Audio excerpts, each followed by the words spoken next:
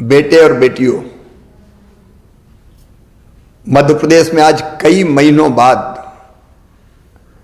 Covid के 30 नए प्रकरण मिले हैं। कल अपने पूरे देश में भी 7,495 पॉजिटिव प्रकरण पूरे देश में आए हैं। और एक बात जो मन में चिंता पैदा करती है, महाराष्ट्र, गुजरात और दिल्ली तीनों राज्यों में पिछले एक सप्ताह से पॉजिटिव केसों में लगातार वृद्धि हो रही है, लगातार बढ़ोतरी हो रही है। कल महाराष्ट्र में 1201, गुजरात में 91 और दिल्ली में 125 प्रकरण आए हैं। हम सब जानते हैं इन राज्यों से मध्य प्रदेश में आना जाना लगातार बना रहता है और पूर्व के अनुभव भी हमें ये बताते हैं कि पिछली बार भी महाराष्ट्र में पॉजिटिव केस बढ़ना शुरू हुए, गुजरात में बढ़े और उसके बाद मध्य प्रदेश में लगातार पहली हो या बाद में दूसरी लहर आई।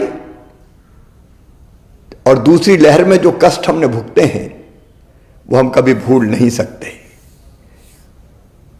अगर पुरानी दोनों लहरों को भी देखा जाए, पहली हो या दूसरी हो, प्रारंभ इंदौर भोपाल से ही हुई और अभी इंदौर तथा भोपाल में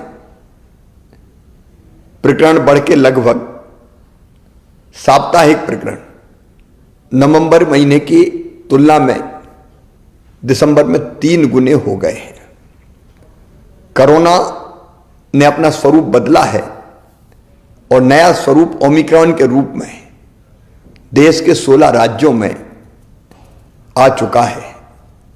इस संभावना से इनकार नहीं किया जा सकता कि मध्य प्रदेश में भी ओमिक्रॉन वायरस के केस मध्य प्रदेश में जल्दी आ जाएं।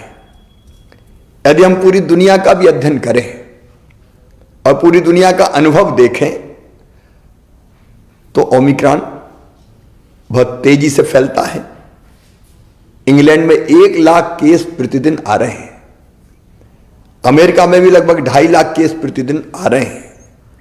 यूरोप में भी ओमिक्रॉन बहुत तेजी से बढ़ रहा है और उपरोक्त सभी कारणों को देखते हुए मुझे अंतर आत्मा से लगता है कि ये सही समय है जब हम सचेत हो जाएं, कोविड की तीसरी लहर को आने से रोकें, तेजी से संक्रमण ना फैले, इसके लिए हर आवश्यक उपाय करें।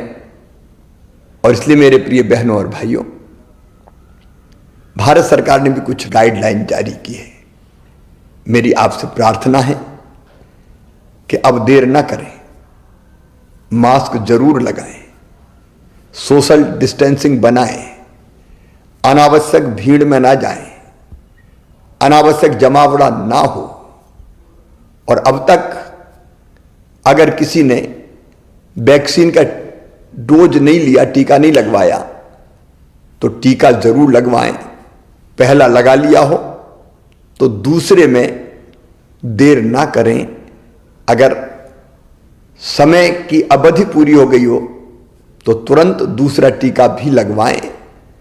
इसके साथ ही हमने पहले ही तय कर दिया था कि स्कूल में जो हमारे बच्चे हैं वो 50% की संख्या में ही जाएंगे ताकि वहां सोशल डिस्टेंसिंग बनी रह सके। हम आज एक फैसला और कर रहे हैं कि रात्रिकालीन कर्फ्यू रात 11 बजे से लेके सुबह 5 बजे तक लगा रहेगा। अगर आवश्यकता पड़ी तो कुछ और उपाय हम जरूर करेंगे। और हां, अगर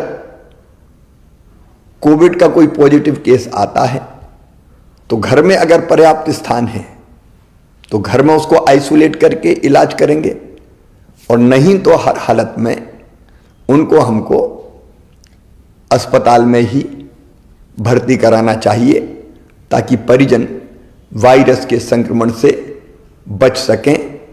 सावधान रहना है, याद रखना सावधानी में ही सुरक्षा है।